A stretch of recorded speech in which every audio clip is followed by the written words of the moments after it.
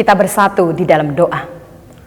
Puji dan syukur kami ucapkan kepadamu Tuhan, karena Tuhan masih melawat kehidupan kami hingga pada saat ini. Terima kasih buat nafas kehidupan, buat kekuatan baru yang Tuhan percayakan bagi kami, sehingga pada saat ini kami masih boleh mendengarkan firman Tuhan.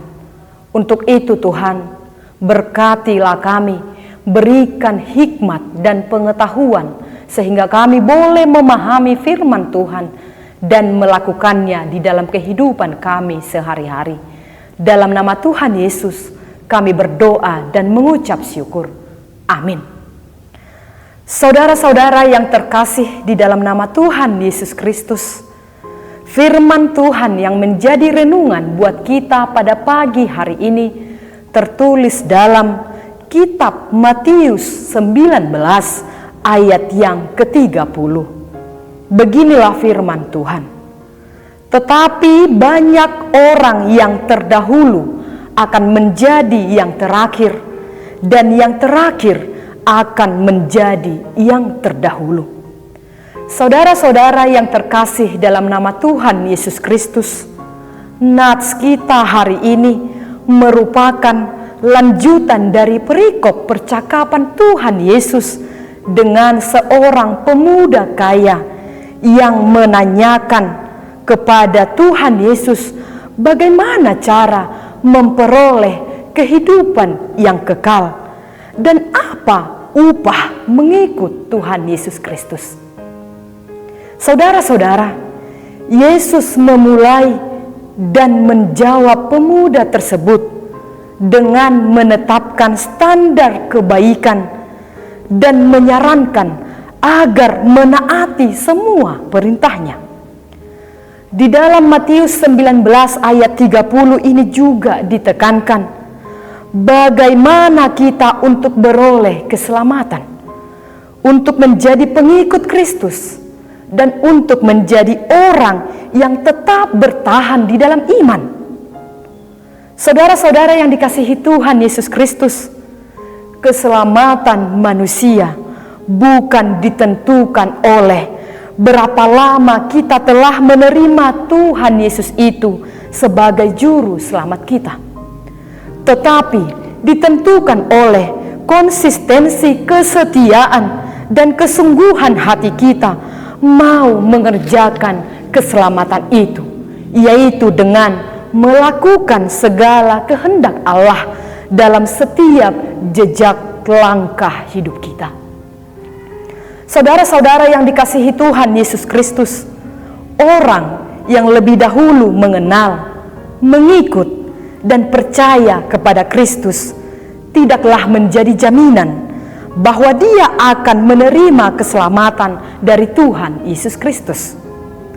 Sebab bukan soal berapa lama kita mengikut Yesus lalu kita sudah akan terjamin selamat, tetapi seberapa berkualitas, seberapa bergunanya hidup kita bagi sesama dan bagi Allah Bapa. Untuk apa kita puluhan tahun terbilang telah mengikut Yesus, tetapi masih hidup di dalam dosa dan kemunafikan? Dan yang sebaliknya, saudara-saudara, ada orang yang baru saja mengenal dan mempercayai Yesus, tetapi untuk seterusnya dia tetap tekun, setia, dan taat melakukan apa yang Tuhan kehendaki. Dan itu nampak dari karakter kehidupannya sehari-hari. Maka justru orang yang demikianlah yang juga Allah perkenankan untuk menerima keselamatan yang kekal tersebut. Jadi yang terakhir bisa saja menjadi yang terdahulu, dan yang terdahulu akan didahului oleh yang terakhir di dalam kerajaan Allah. Untuk itulah saudara-saudara yang Tuhan kasihi, soal keselamatan dan kerajaan Allah tadi bukan soal siapakah yang terdahulu dan siapakah yang terakhir, bukan siapa yang lebih dulu mengenal Kristus sudah terjamin keselamatannya, dan yang terakhir sudah dikatakan terlambat dan tidak punya kesempatan lagi untuk mendapatkan keselamatan. Tidak. Saudara-saudara yang dikasihi Tuhan Yesus Kristus, keselamatan di dalam Tuhan bukan soal lamanya kita mengikut Kristus, tetapi soal hati dan iman yang tetap teguh bertahan di dalam Tuhan. Soal bagaimana kita memelihara hidup kita itu semata-mata untuk mencintai segala Taurat Tuhan, bukan untuk mengecewakan hati Tuhan. Jadi hati yang konsisten dan setia serta taat kepada Allah, itulah yang Tuhan inginkan kepada kita. Bukan soal siapa yang terdahulu dan siapa yang terakhir, melainkan siapa yang terus bertahan dan tetap mempercayai Allah penciptanya. Apakah yang terdahulu itu akan selamanya tetap terdahulu, dan yang terakhir itu akan selamanya tetap menjadi yang terakhir? Tidak. Tetapi tergantung bagaimana kita hidup bertahan di dalam iman yang teguh. Di setiap waktu, di setiap detik, tetaplah berpengharapan kepada Allah pemelihara hidup kita. Tetaplah mempunyai iman yang penuh pengharapan kepada Tuhan Yesus Kristus. Amin. Kita bersatu di dalam doa. Kembali kami Tuhan mengucapkan syukur kepadamu, karena kami masih boleh mendengarkan firman Tuhan pada saat ini. Ajarilah kami Tuhan untuk boleh melakukan firman-Mu dan menjadikan firman-Mu sebagai pelita di dalam hidup kami.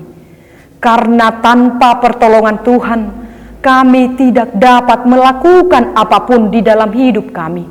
Untuk itu biarlah kami tetap mengandalkan Tuhan di setiap perjalanan hidup kami, dan menjadikan firman-Mu itu menjadi tongkat dan pelita dalam hidup kami.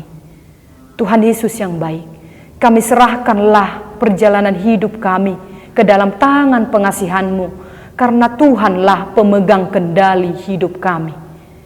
Ampunilah kami Tuhan dari segala pelanggaran kami, keterbatasan kami, agar kami layak di hadapan Tuhan.